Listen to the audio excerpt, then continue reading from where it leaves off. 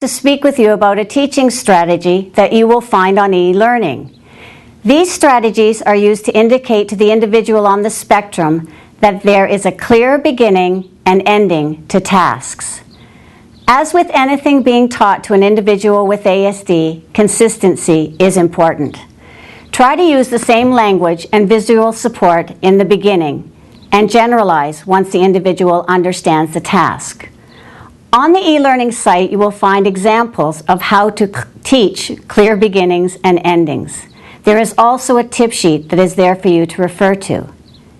Individuals with ASD often have difficulty predicting when an activity starts and when it finishes. By providing clear beginnings and endings, the environment becomes predictable, therefore reduces the individual's stress, confusion, anxiety, behavior problems, and ultimately leads to individuals being able to work independently. Let's have a look at example number 1.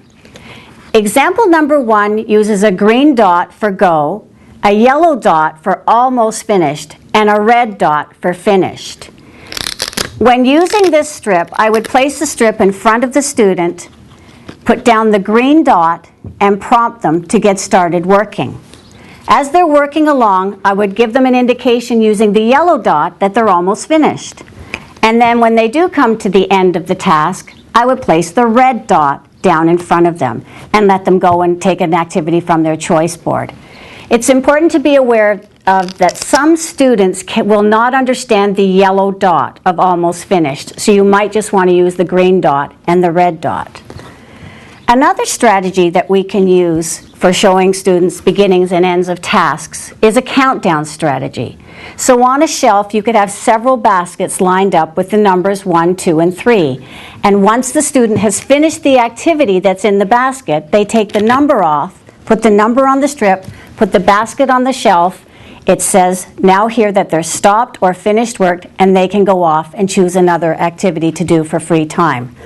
There are several ways to teach clear beginnings and endings, and these are just a couple. A worksheet, for example, you can put a green dot using a bingo dopper and a red dot using a red bingo dopper to say that it's time to stop or start a task.